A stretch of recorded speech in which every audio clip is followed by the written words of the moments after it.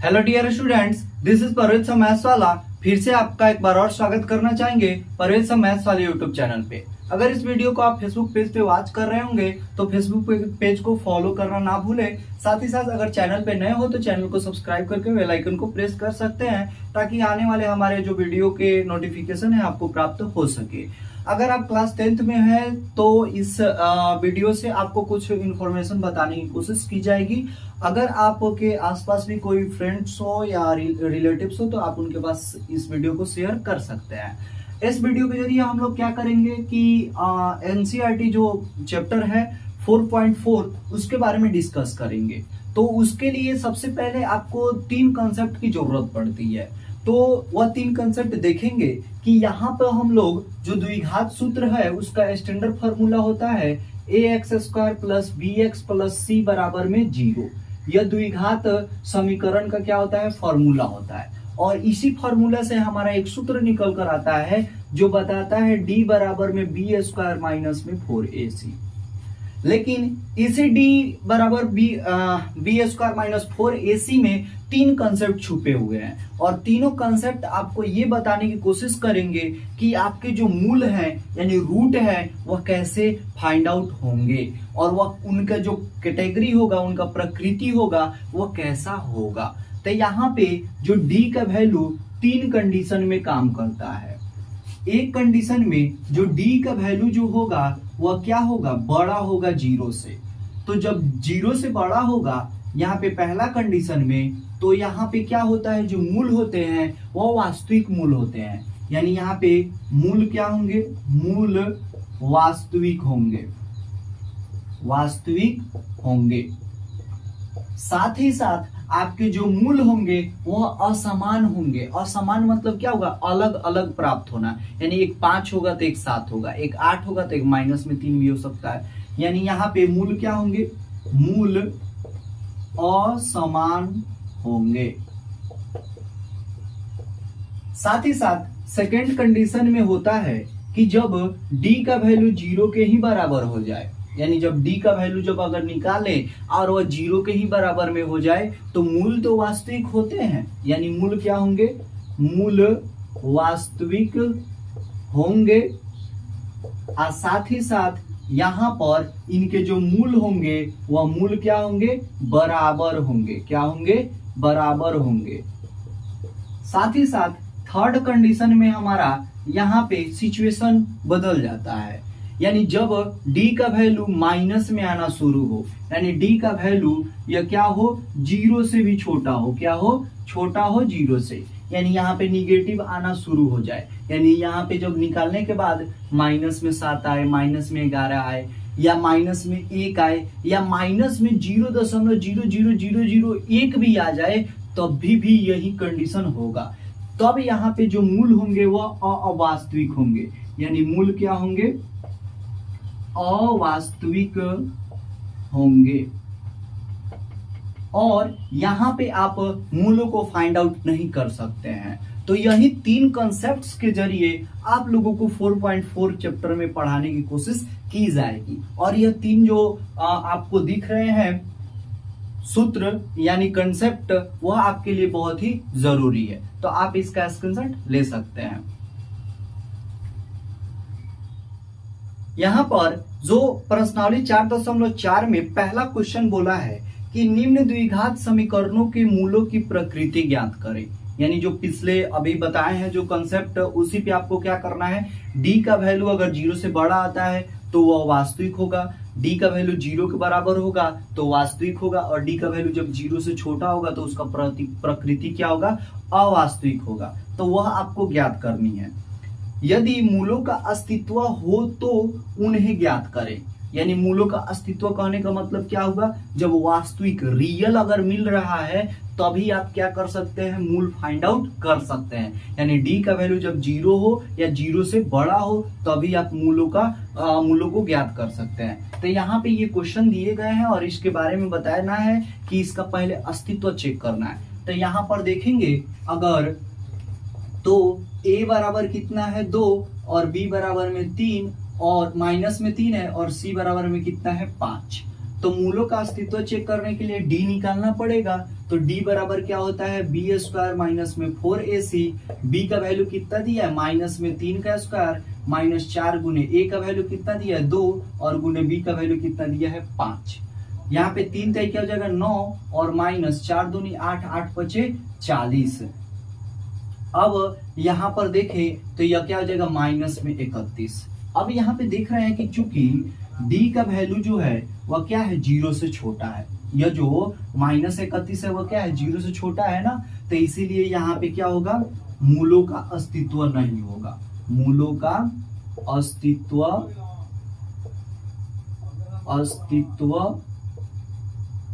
नहीं होगा। अब जब मूलों का अस्तित्व नहीं होगा तो हमारा सॉल्यूशन भी नहीं निकाल सकते हैं। तो आप इसका स्क्रीनशॉट लीजिए, फिर नेक्स्ट क्वेश्चन की तरफ बढ़ेंगे। यहाँ पे हमारा पहला का दूसरा क्वेश्चन बोला है 3x square minus 4 root 3x plus में 4 बराबर में 0। इसको क्या करना है, चेक करना है। तो यहाँ पे सबसे पहले हम लिखेंगे a बराबर कितना है तो 3, b बराबर कितना दिया है माइनस में 4 रूट 3 और c बराबर में कितना दिया है 4। d का वैल्यू निकालना है तो b स्क्वायर माइनस में 4ac। b का वैल्यू कितना दिया है तो माइनस में 4 रूट 3 का होल स्क्वायर माइनस 4 गुने ए का वैल्यू कितना दिया है 3 और सी का वैल्यू कितना दिया है 4। यहाँ पर देखें तो यह क्या होगा, माइनस में 4 है, 4 रूट 3 तो प्लस में हो जाएगा और 4 चौका 16, 16 तिहाई 48, यानी 4 रूट 3 का वैल्यू कितना होता है 48 माइनस 4 तिहाई 12 और 4 तिहाई 12 चौका 48। तो यहाँ पे लिख देंगे 48, 48 से 48 गए तो कितना बचेगा 0। तो यहाँ पे लिखेंगे चूंकि d का वैल्यू कितना है 0, इसलिए मूलों का अस्तित्व होगा, तो बिल्कुल होगा, तो मूलों का अस्तित्व है। अब यहाँ पे मूल ज्ञात करना है, तो जब d का वैल्यू 0 हो जाता है तो इसके लिए जो मूलों का सूत्र हो जाता है वह x बराबर माइनस b/2a ही हो जाता है और दोनों मूल चूंकि क्या होंगे बराबर होंगे। और यहाँ पे लिख देंगे और मूल क्या होंगे, मूल समान होंगे, यानी समान होंगे कहने का मतलब क्या होगा, बराबर होंगे। यानी यहाँ पे डायरेक्ट यहीं पे फॉर्मूला अप्लाई कर देते हैं। ऐसा फॉर्मूला क्यों आता है, क्योंकि आपको पता है कि x बराबर minus B plus minus root में d बटा में 2a। जब रूट में d का वैल्यू यानी d का वैल्यू ही 0 हो जाए तो रूट में 0 का वैल्यू 0 होता है और 0 का कंपेयर एक बार प्लस के साथ करे, एक बार माइनस के साथ करे तो वह यही टर्म अप्लाई करता है, देता है। तो इसीलिए यह फॉर्मूला अप्लाई करते हैं। तो माइनस बी, तो b का वैल्यू कितना दिया माइनस में 4 रूट 3, तो माइनस इंटू माइनस 4 रूट 3 और बाटा 2a। a का वैल्यू कितना दिया है तो 3, तो यहाँ पे 3 हो जाएगा बराबर, यह क्या हो जाएगा माइनस माइनस प्लस 4 रूट 3 और बाटा में क्या हो जाएगा 6। यहाँ से देखे तो 2 दूनी 4 और 2 तिहाई 6, यानी ये क्या हो जाएगा 2 रूट 3 बाटा में 3 और यही आपका क्या होगा आंसर होगा। और इसके दो मूल क्या होंगे, x बराबर 2 बटा 3 रूट 3 2 रूट 3 बटा में 3 और यही इसका क्या होगा आंसर होगा। आप इसका स्क्रीनशॉट ले सकते हैं, फिर नेक्स्ट क्वेश्चन की तरफ बढ़ेंगे।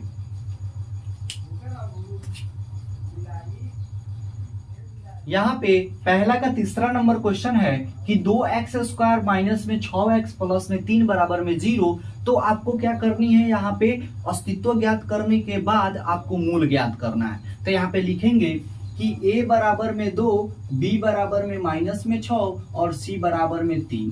d का वैल्यू क्या हो जाता है, b स्क्वायर माइनस में 4ac। b का वैल्यू कितना दिया है तो माइनस में 6, तो यहाँ पे लिख देंगे माइनस में 6 का होल स्क्वायर माइनस 4 गुने a का वैल्यू कितना दिया है 2 और c का वैल्यू है 3।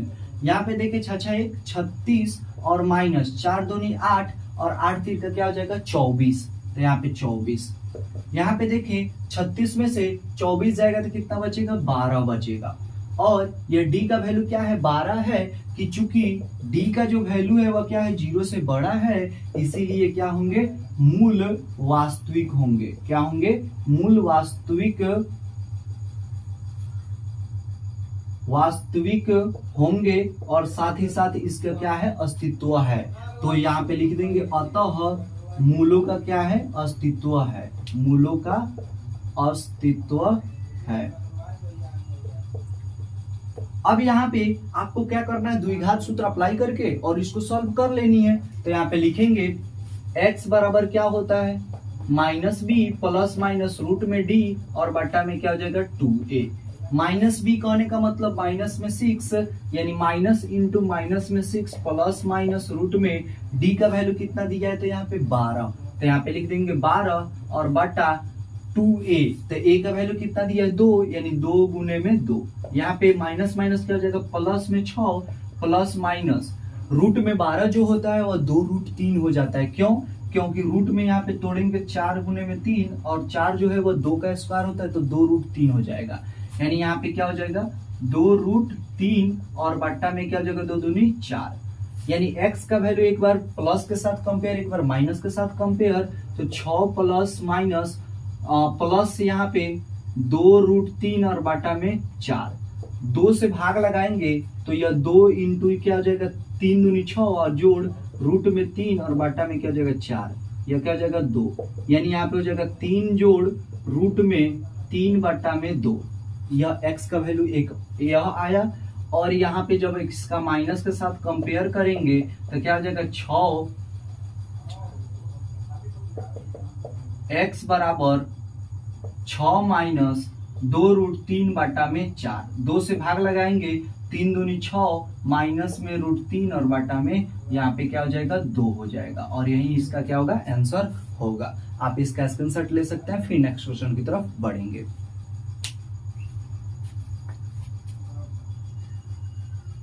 यहाँ पर जो हमारा अगला क्वेश्चन आता है 2 नंबर, बोला है निम्न प्रत्येक द्विघात समीकरण में k का ऐसा मान ज्ञात करें कि उसके 2 मूल बराबर होंगे।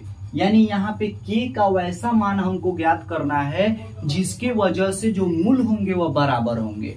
तो ये कंसेप्ट आपको पता है कि यह जो फॉर्मूला हो जाता है बराबर के लिए, वह क्या होता है d बराबर में 0 और d का वैल्यू क्या होता है b स्क्वायर माइनस में 4ac, यानी b स्क्वायर माइनस में 4ac बराबर में क्या हो जाएगा 0 और यहीं से आपका क्या निकलेगा k निकलेगा। तो यहाँ पे लिखेंगे कि पहले लिख लेंगे a बराबर में कितना है 2, b बराबर में माइनस में k और c बराबर में 3। अब लिखेंगे मूलों को समान मूल होने के लिए यानी बराबर मूल होने के लिए लिख देंगे, यानी मूल बराबर हो इसके लिए क्या होता है d बराबर में 0 और d का वैल्यू क्या होता है b स्क्वायर माइनस में 4ac बराबर में 0।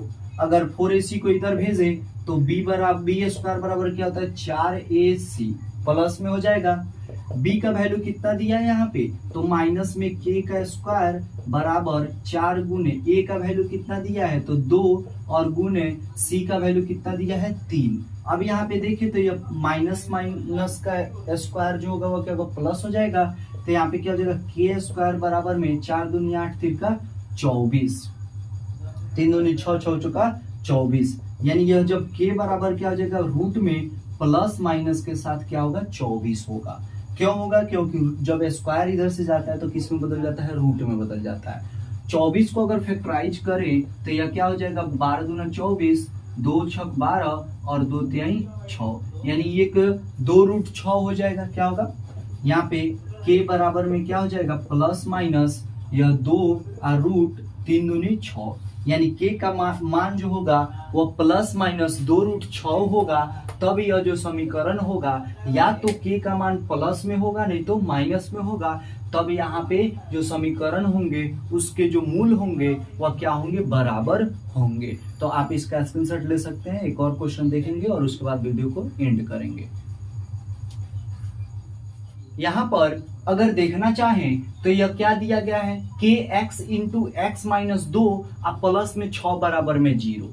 तो यहाँ पर देखिए हमारा जो a है और b है और c है उसका जो मान है वो स्पष्ट रूप से नहीं दिख रहा है, केवल c का मान दिख रहा है। साथ ही साथ a b c का मान कब हम लोग निकालते हैं जब वो द्विघात समीकरण में रहता है। तो यहाँ पर देखिए तो ये द्विघात समीकरण के फॉर्मूला पे नहीं है, तो इसके लिए सबसे पहले क्या करेंगे, इसको द्विघात सूत्र में बदलेंगे, द्विघात समीकरण में बदलेंगे। उसके बाद में यहाँ पे स्टैंडर्ड तरीका से अब क्या करेंगे, d इक्वल टू निकालेंगे 4ac, यानी d बराबर में क्या हो जाएगा 0, और यहाँ पे d का जो वैल्यू होगा वह क्या रखेंगे, यहाँ पे b स्क्वायर बराबर में 4ac रख के यहाँ पे क्या करेंगे, k का वैल्यू निकालेंगे। तो यहाँ पर देखें तो यह क्या हो जाएगा, kx इंटू एक्स माइनस में 2 प्लस में 6 इक्वल टू क्या हो जाएगा 0।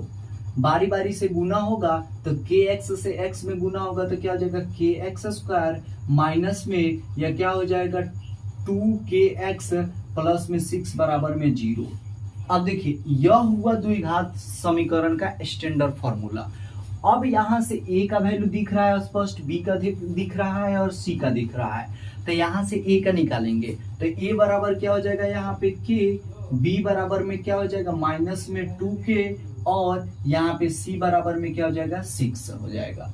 अब यहाँ पे क्या बोला है कि जब मूल बराबर होंगे तो उसके लिए फॉर्मूला अप्लाई करेंगे, तो यहाँ पे लिखा है प्रश्न में कि मूल क्या है, बराबर है, तो यहाँ पे लिखेंगे चूंकि मूल क्या है, समान है, यानी क्या है, बराबर है। तो जब ऐसा होता है तो d का वैल्यू कितना हो जाता है 0, और d का वैल्यू क्या होता है b स्क्वायर माइनस में 4ac बराबर में 0। यहाँ पर देखें तो यह क्या हो जाएगा b स्क्वायर बराबर में 4ac। यहाँ पर देखें तो b स्क्वायर, b का वैल्यू कितना दिया है माइनस में 2k का होल स्क्वायर और बराबर में 4, a का वैल्यू कितना दिया है k, और c का वैल्यू कितना दिया है तो 6। यहाँ पर देखें तो दो दूनी क्या हो जाएगा 4, और k स्क्वायर बराबर में यह क्या हो जाएगा 4 छक 24k। अब यहाँ पर देखिए आपका नजर एक तरफ गया होगा कि यहाँ पे k को k स्क्वायर से एक को k को काट देंगे, लेकिन ऐसा कभी ना करेंगे। यहाँ पर देखिए तो यह क्या हो जाएगा 4 छक 24, तो यहाँ पे क्या हो जाएगा k स्क्वायर बराबर में हो जाएगा 6k। अब वही आप गलती दोबारा दोहराइएगा कि k से k काट दीजिएगा, यानी यहाँ इधर 2k है, इधर एगो k है, तो यहाँ पे आपको पता है कि यह k क्या हो जाएगा कैंसिल हो जाएगा। तो ऐसा बिल्कुल नहीं करना है। क्यों नहीं करना है, यहाँ पे आगे स्पष्ट होगा। तो यहाँ पे क्या हो जाएगा k स्क्वायर बराबर में 6k, यहाँ पे k स्क्वायर इधर से 6k को इधर लाएंगे तो माइनस में 6k हो जाएगा, तो 6k बराबर में क्या हो जाएगा 0। दोनों से k कॉमन कर सकते हैं कि नहीं कर सकता है, बिल्कुल कर सकते हैं। तो यहाँ पे क्या हो जाएगा k माइनस में 6 बराबर में 0। एक बार k का कंपेयर 0 से करेंगे और एक बार k माइनस 6 का कंपेयर 0 से करेंगे, तो यहाँ पे k बराबर में क्या हो जाएगा माइनस इधर जाएगा तो उधर प्लस में हो जाएगा, यानी प्लस में 6, यानी इसलिए जो k का वैल्यू है वह 0 होगा या 6 होगा। लेकिन यहाँ से अगर बनाते तो जब ये k से k कैंसिल होता तो k का वैल्यू क्या केवल क्या देता तो 6 ही देता, लेकिन हमारा 0 नहीं मिलता। यानी k का वैल्यू या तो 0 पुट करेंगे और नहीं तो क्या पुट करेंगे 6 पुट करेंगे तो हमारा आंसर आएगा। लेकिन अब प्रश्न के हिसाब से देखें तो यहाँ पर अगर 0 पुट करते हैं k का वैल्यू तो x स्क्वायर वाला टर्म क्या होगा गायब हो जाएगा। तो यहाँ पे k का जो वैल्यू होगा वह 0 अमान्य हो जाएगा। तो यहाँ पे लिखेंगे कि चूंकि k बराबर 0 रखने पर क्या होगा द्विघात समीकरण प्राप्त नहीं होगा, इसलिए k का मान 0 के बराबर नहीं होगा।